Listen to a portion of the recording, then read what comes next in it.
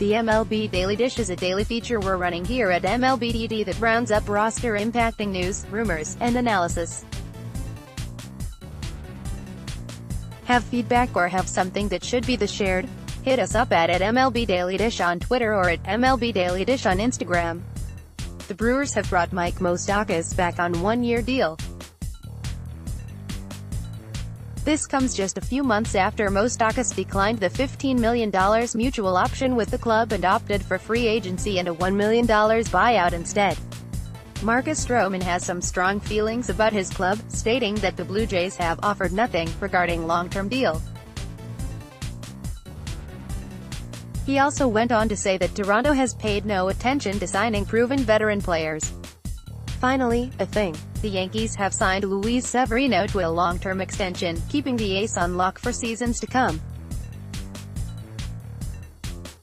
This is particularly important, seeing as beloved starter CC Sabathia has come out and said that this season will be his last in Major League Baseball. Well, we know of at least one more team that is thinking about trying to snatch up Manny Machado, as he and the Padres apparently met in Miami recently. It's a strange fit given the Padres' timeline and where their top minor league is, but it's hard to argue with a team going after one of the better players in the game. The Twins were busy last week locking up some players.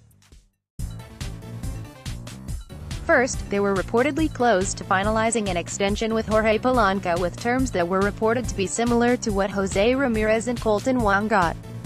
Here's why the MLB free agency hellscape has made contract extensions popular, and no, the reason isn't so that we have something to actually read and report about, although it is viable. The Twins were not done there, as they also locked down Max Kepler with a 5-year, $35 million extension with an option. Kepler was a highly regarded prospect, and while his offensive performance has been a bit inconsistent, this deal could still prove to be a steal. The Phillies continued to commit money to their core players by signing Aaron Nola to a 4-year, $45 million extension with an option for a 5th season. Spicy hot take alert: Moustakas' free agency experience is the perfect example of what's wrong with baseball. The Marlins, who are and remain largely devoid of proven, bullpen options, took a small step towards solving that problem on Tuesday, signing 3-time World Series champion, and the original opener, Sergio Romo, to a 1-year deal. Seeing as he doesn't have a whole lot of proven competition for the role, it appears that Romo will have a good shot to serve as Miami's closer this season. Before Romo signed with the Marlins, Anderson Pickard caught up with his agent, Barry Meister, to talk about the market for the veteran reliever and the slow-moving free agent market. Which pitchers are ready to conquer the competition in 2019? According to reports, Bryce Harper isn't interested in signing a short-term deal. It remains to be seen whether he considers anything less than 10 years to be short-term.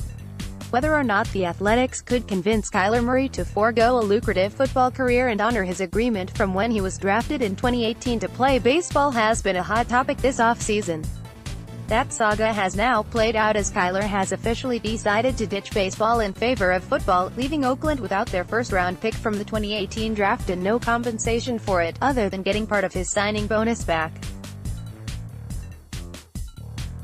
The Cubs organization is an anomaly to most, including projection systems. Almost all of them disagree about the club, and here's why. Dakota intensifies to provide themselves with a bit of comfort after a tough day. Oakland did bring back Brett Anderson on a 1-year deal pending a physical to compete for a spot in their rotation. The A's needed a bit of good news to be sure. MLB should consider a lottery in their proposal to change the amateur draft. It's no secret that the draft needs to be fixed, and maybe this is the way to spice things up a little more.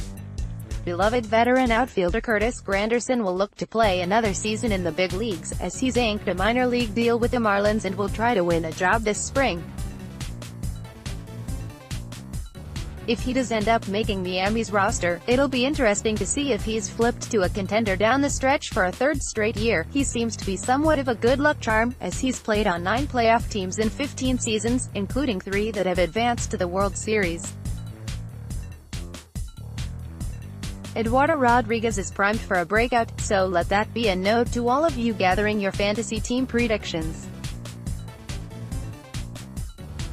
Do free agents lose value when they remain on the market deep into the offseason? We took a look at the data, and let's just say it usually helps them to sign sooner than later. Our Stephen Tolbert took an in-depth look at how the qualifying offer system has affected players' value in free agency.